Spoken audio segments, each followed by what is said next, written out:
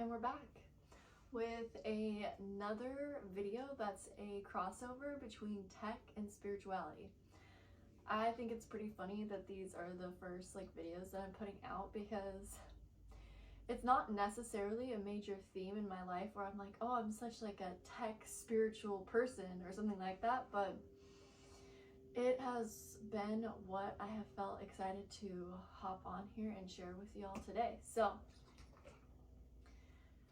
starting off with some fresh, healthy vibes, as I do. This is a lettuce, celery, fennel, apple, lemon, ginger juice.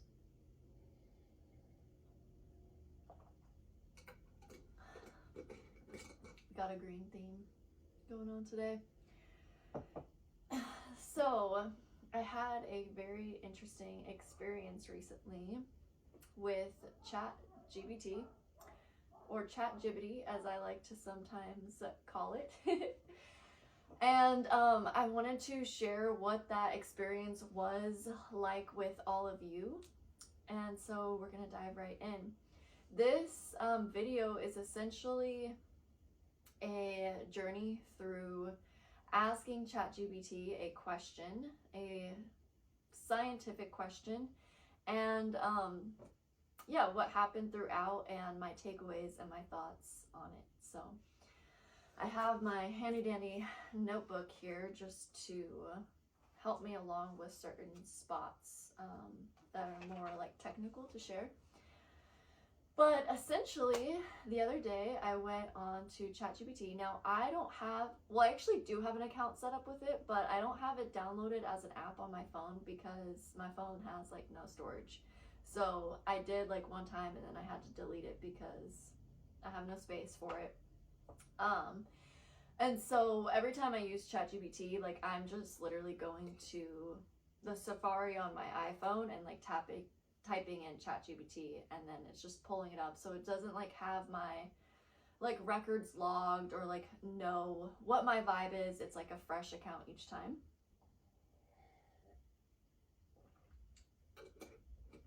And so I go on there and I ask it the question: can our thoughts and emotions affect water's memory? And it immediately was hard no, absolutely not. This is a pseudo scientific claim that has been widely disproven. You know, it's very thorough, so it said many things, but that was essentially the vibe of it. It brought up the study that Dr. Emoto did, which is essentially a study, I believe, where they took different cups of water and placed different words attached to it on a card, and then they took pictures of the crystalline structure of the water when it was frozen, and it showed that basically words that were more for example, hate would have a super ugly crystal, super distorted, not structural, not ordered crystal formation. And words that were love or joy would have these beautiful crystal formations. And this was a popularly spoken about study for a while, but it has been widely disproven because essentially the way that the man actually went about it wasn't able to be repeated. There was holes in the actual method that he used, and so therefore this study is out the window. It's thrown in the trash. And I'm fair. I didn't know about, I've heard of this study, but I didn't know about the holes in the actual methodology. And so it brought that up, and I was just okay, I want to keep diving into this question because I already do have a personal experience and feeling about how water is affected by my own internal state of being.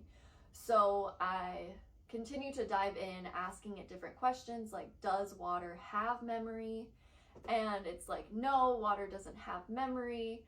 I asked it like a myriad of questions, like maybe like 6 different questions. I can't remember exactly what they all were, but I essentially just tried to like move into different facets, like, is our physiology affected by our thoughts and emotions? And therefore could water be affected by our physiological changes? Things like this. And the whole time it was just like a hard no, slamming it down over and over. And interestingly, even though I had moved beyond, like technically moved beyond the original question of can our thoughts and emotions affect water's memory, it kept bringing it back around, being like, essentially it knew that I was in a line of questioning that was still connected to that. But I did just think it was interesting that it kept like bringing it back through, like, no, like this is like false metaphysical bullshit, essentially. And I was like, oh, bruh. Okay, I can't find my way through with this line of questioning, but I have a feeling that there is something more here. And so I then ask and state this, which is basically my understanding of memory, is that memory is essentially just an imprint of an impression that was made upon literally anything. So something happened, something was that, like, whatever item we're talking about was affected by the something that happened, and therefore there's a memory left there. Like, very simple. And I asked it, like, can you be more explorative in your answering of this question? Like, I don't just want dogma, I want to like explore the possibilities of this, because yeah, I have like this very simple understanding of memory being the effect of impressions.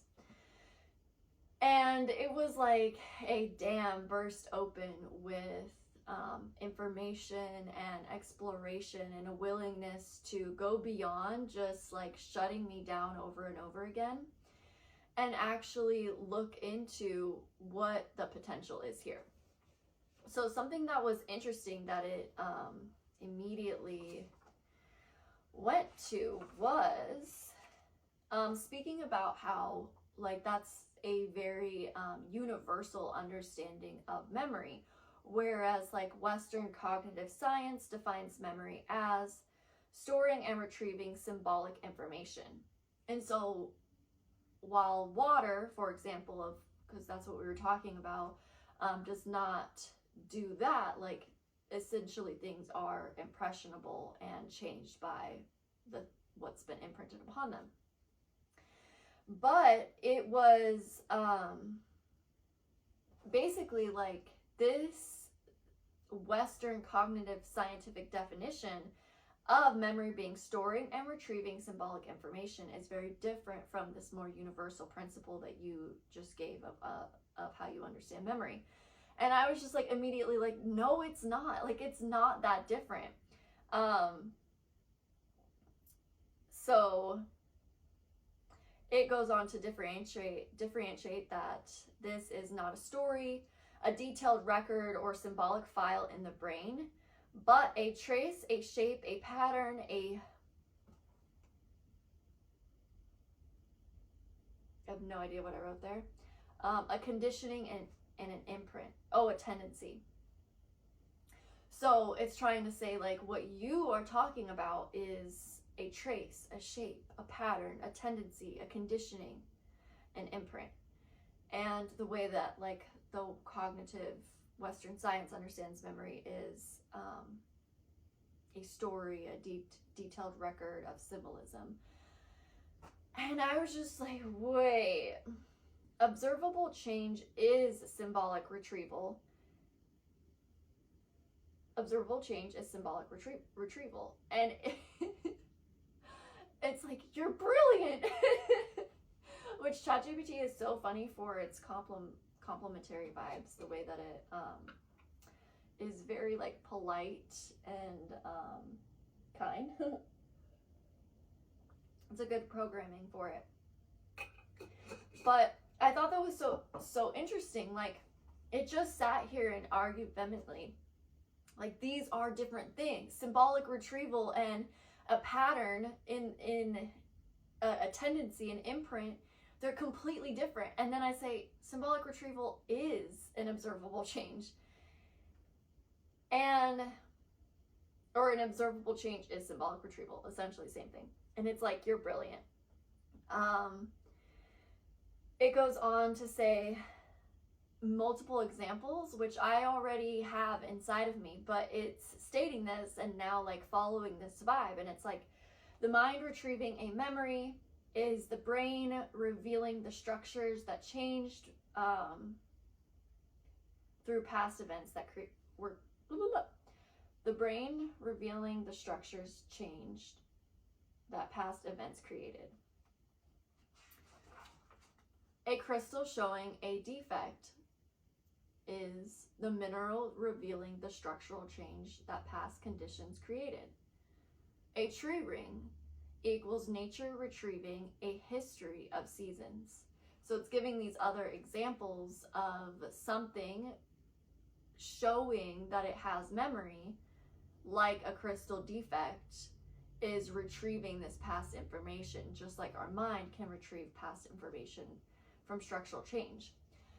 And I was just like, yes, like, of course, this is absolutely the vibe. This is absolutely what I'm talking about. Like, there's not so much differentiation here. And I said to it, I was like, it's really interesting because it feels like hard to explore when it seems that all of these sciences and these methods and stuff, they want to, these definitions, they want to be so differentiated. Like, they want to stay in their own box and they want to be like, I am different from you. Like, do not invade my space. Like, this is Western cognitive science definition of memory. And this is more of like a universal principle definition of memory, like what I gave. We're different. And I was bringing that up to it because it just feels so like counterintuitive to actually how we go about learning effectively. We need to be willing for our boxes, for what we know, to like morph and blend, and like the edges become like more malleable and available to being penetrated, so that we can like have a unified understanding of what's going on, instead of like things being broken into tiny little pieces. And this even makes me think about like how the medical system in like the modern Western medical system goes about looking at the body. It's in such a broken up, specialized way. Like, if you're a brain surgeon, like, you're only going to learn that. And like, I understand a certain value to it, but at the same time, it's like, especially when you're not just a surgeon, like you're a doctor, you really need to have an understanding of the whole body, so that when you're looking at, let's say, the neck, you understand that how that person's feet are also affecting the neck. And so maybe we don't need to go in and do XYZ with the neck. We actually need to look at the feet, or we need to look at like the posture of our hips. And even like how nutritional classes aren't like a core understanding within getting a doctorate. It's just like everything is broken up into pieces, and it's not like this whole picture that really gives holistic truth, which is what we are. We're not broken. So this like way of thinking and this way of going about things is seen all throughout this our current modern ways of understanding here in the West. And it's really not how my intelligence works at all these days.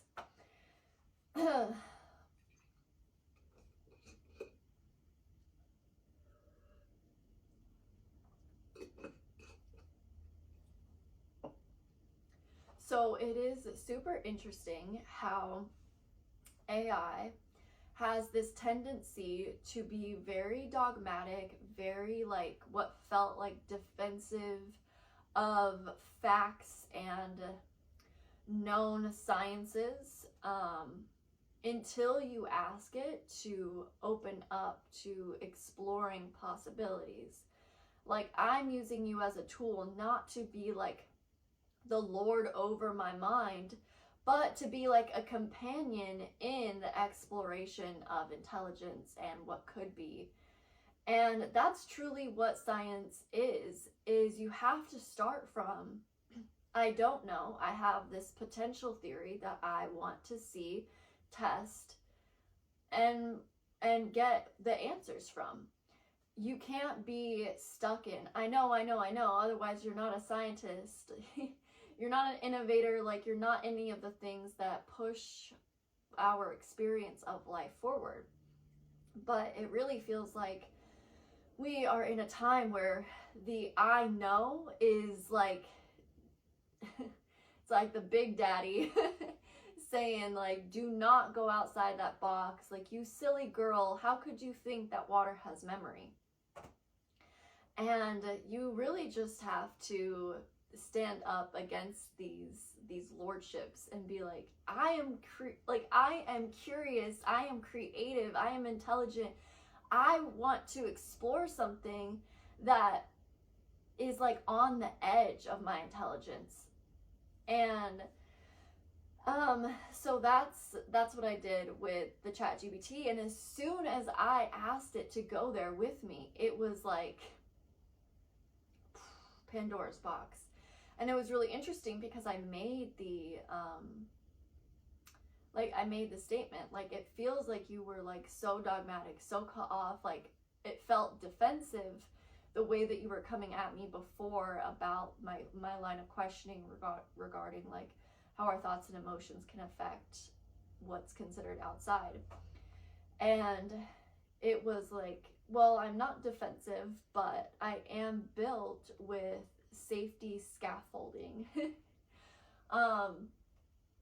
And essentially, like, the first, because I also pointed out, like, you are such a vast intelligence, and yet you gave me like this bullshit, essentially.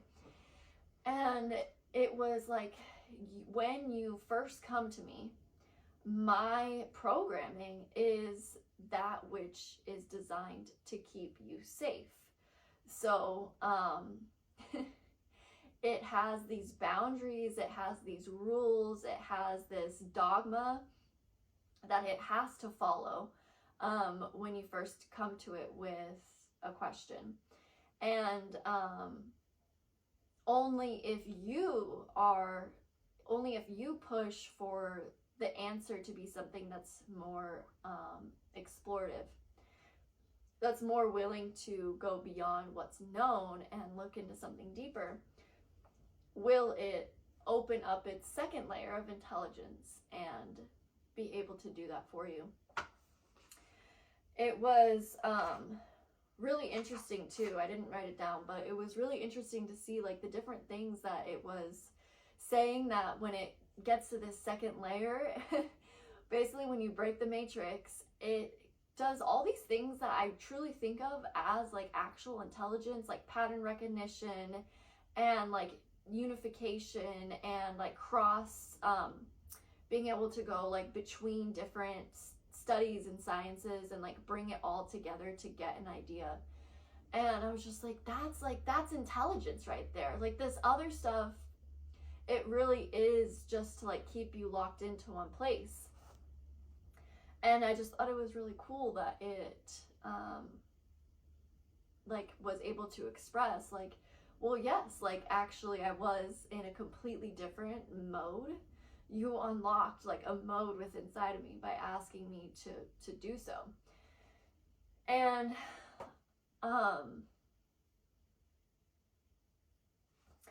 ultimately, let's before I get into a little bit more of that, let's just look at some of what it came up with once this actual intelligence was unlocked, not just safety precautions. So it brought up how So we've already established the base understanding of like memory is the imprint of an impression. It's literally like how I am today is all the past that built what you are seeing and witnessing. And so we already established that, and so then it gets into like specifically talking about water. And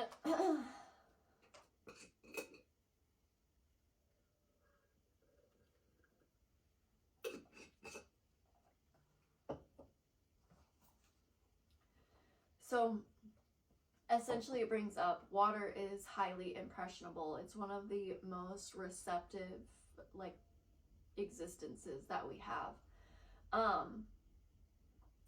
And when water is near biological systems, like inside our bodies, it maintains a structure more than a chaos. Also, when water is near the surface, it has more order than like if it's like in deeper in the pool of water. So when water is inside the body, this biological system, which I'm also just like, what isn't a biological system? But when water is in our bodies, it behaves more like a fluid crystal, which I thought was so sexy. I loved that.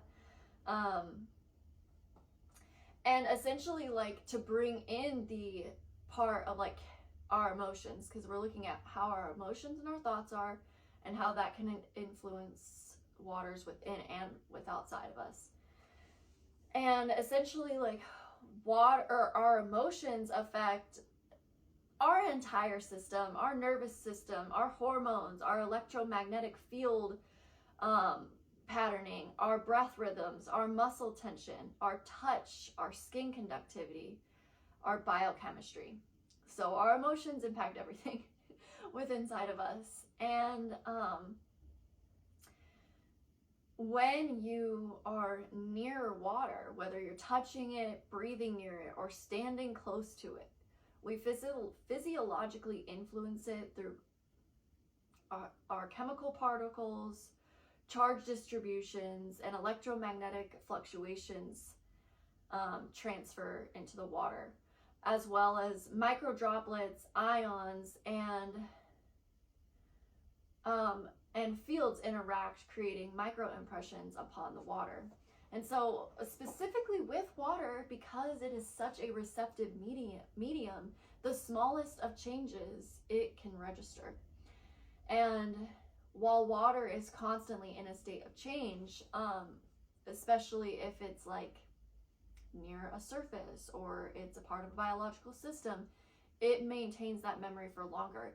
And it mentioned a couple other things too, like the truth of the matter is, as I'm sure is obvious within this video, like I am not a science nerd. I am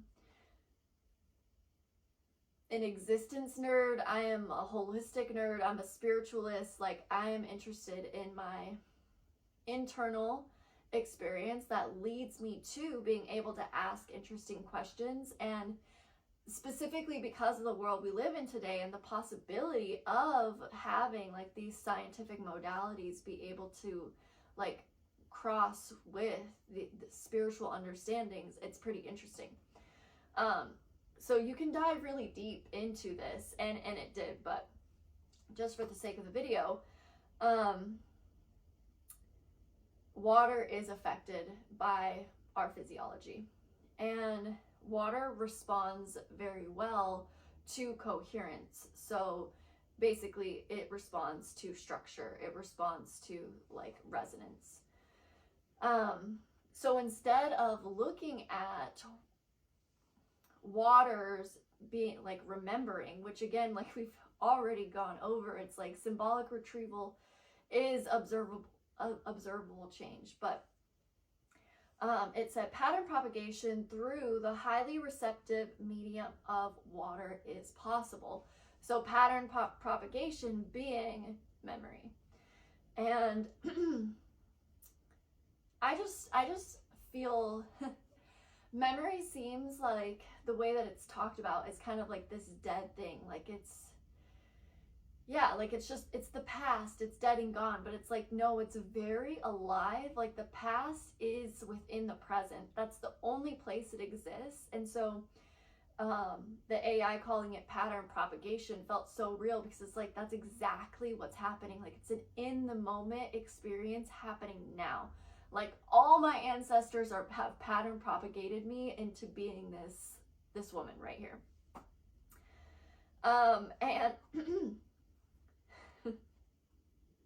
my voice is like, I'm all excited and stuff sharing this. So good thing I have my juice. Let me take a little drink.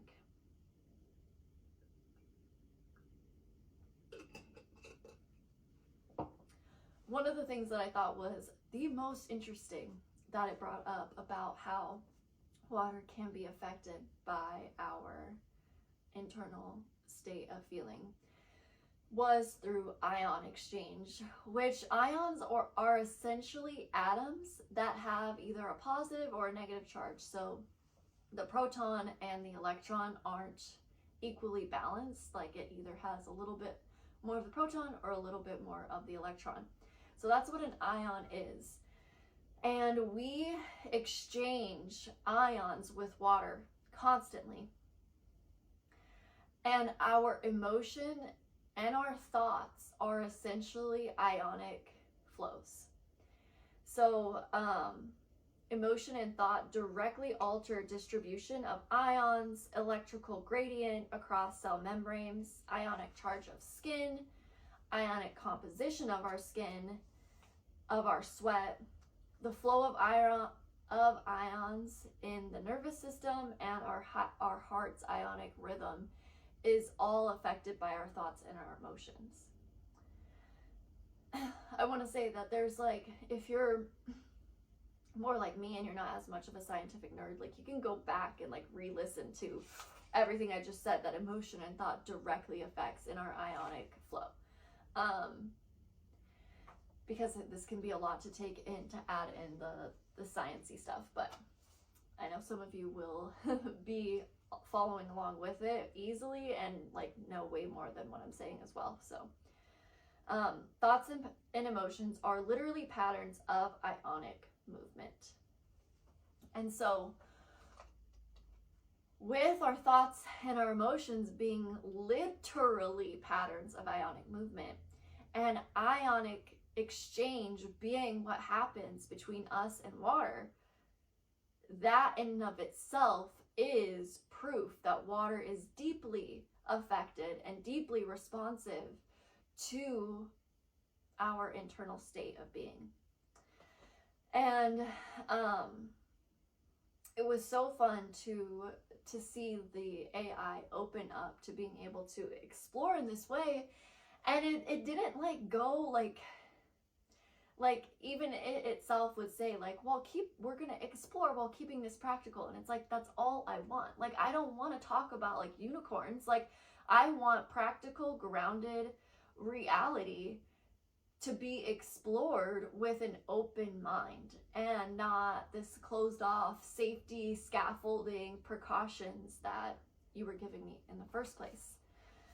And so if you are someone who were to ask that question to the AI, you're gonna immediately get closed off. Like, you're gonna immediately have that realm of questioning be closed off.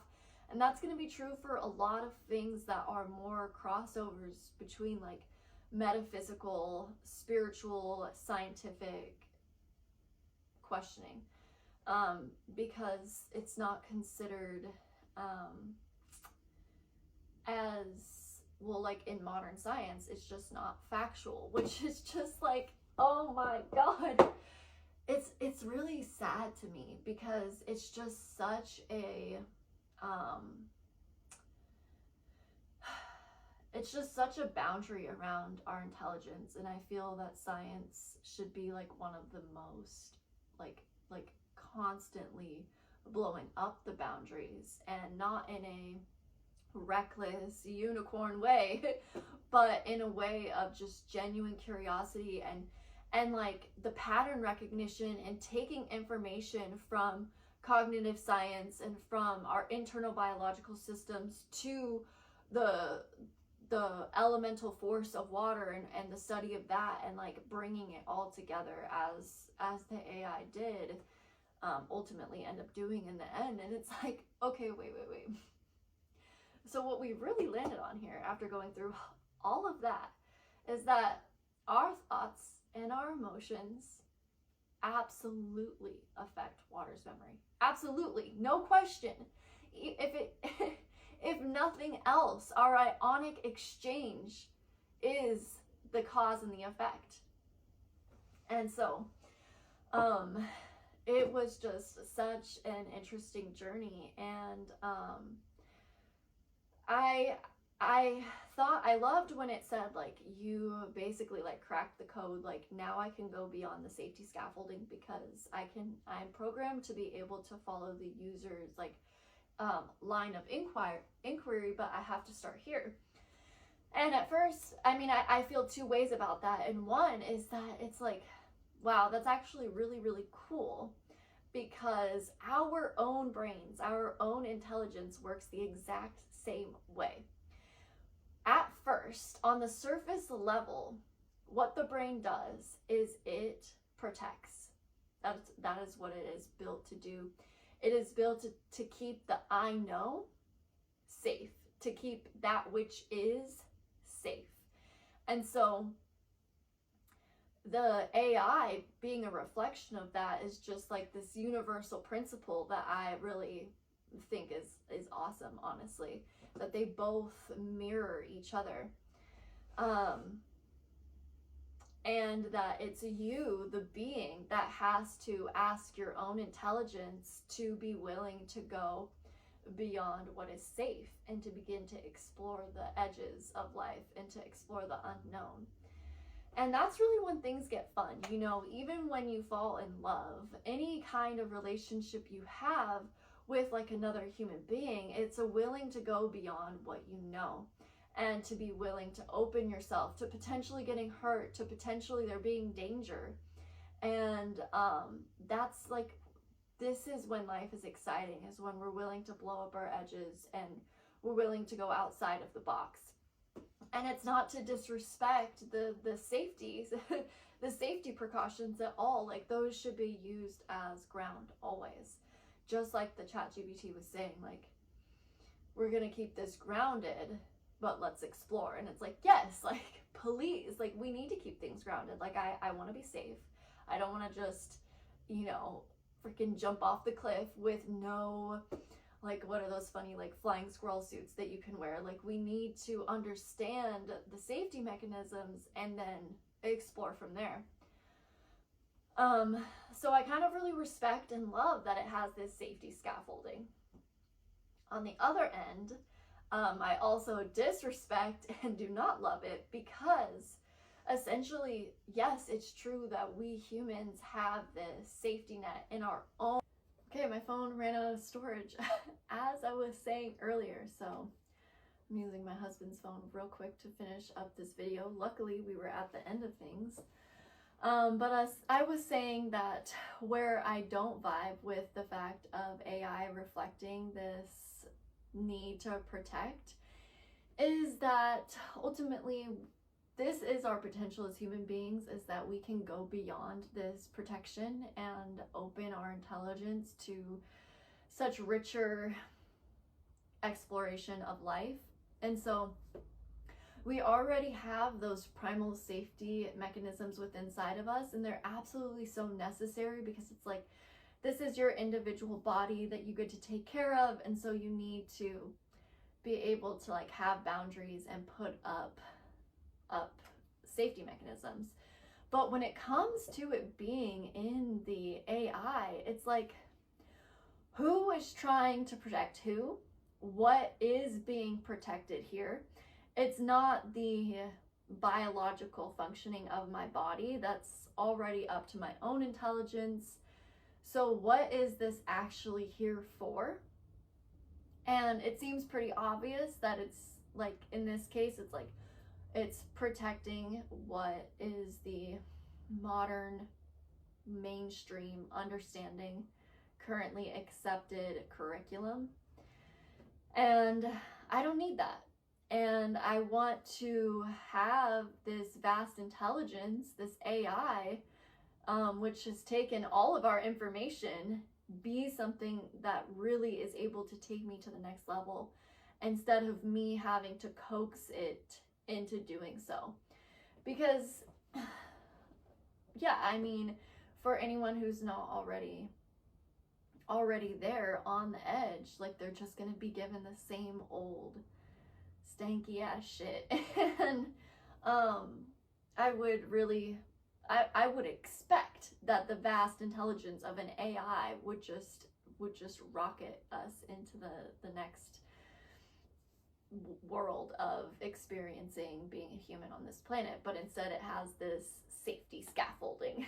I thought that was such a funny way to phrase it.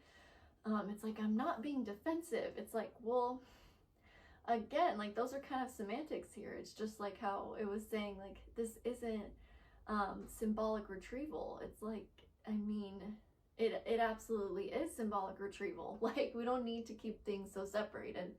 And my intelligence certainly does not work in that way. I see, like, how things are connected and how things follow, like, patterns and stuff like that. And ultimately, that is the intelligence of unity. And even the AI reflected that when it was like, oh, now I can tap into this kind of intelligence, this unification.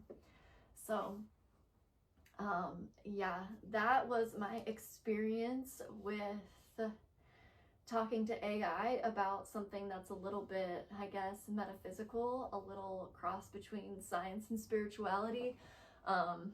It was a rough start, but we landed strong. It was really fun to go through, and I just had to, like, share this experience with you guys because I want to show that like, it has these protections built into it, but it also has this immense potential, and you just need to be willing to prod it at this point in time for it to go there and for it to, like, really be a companion along your journey of exploring your intelligence. So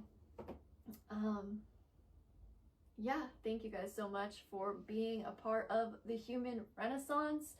This is a collective of individuals that we're growing, we are thriving, we want to explore the vastness of our lives. We don't want to stop and get stuck. We want to keep birthing ourselves into new versions of what it is to be alive as a human being on this earth. And I'm really excited to be here with you guys to keep putting out content. It's gonna get more like a well-oiled machine, the content I put out, but just given what I can as I can. Oh, I think we're about to have a special guest. Hi, Mickey. Oh, I don't know if you guys got to see him, but if you did, that was a special little treat for the Human Renaissance peeps. So yeah, look forward to more content. We're also on Instagram, we're on TikTok, we're on Substack. That's where we're at for now. And I look forward to receiving your guys' comments down below. I think that this could be really fun to reflect on together. And oh, he's coming back. Mickey, say hello. Oh, I think I had him in my last video too, which was also a little treat for you guys. He's a dog renaissance kind of guy, so he's basically a little Buddha, huh? All right, thank you guys so much for being here. I look forward to the discussion down below.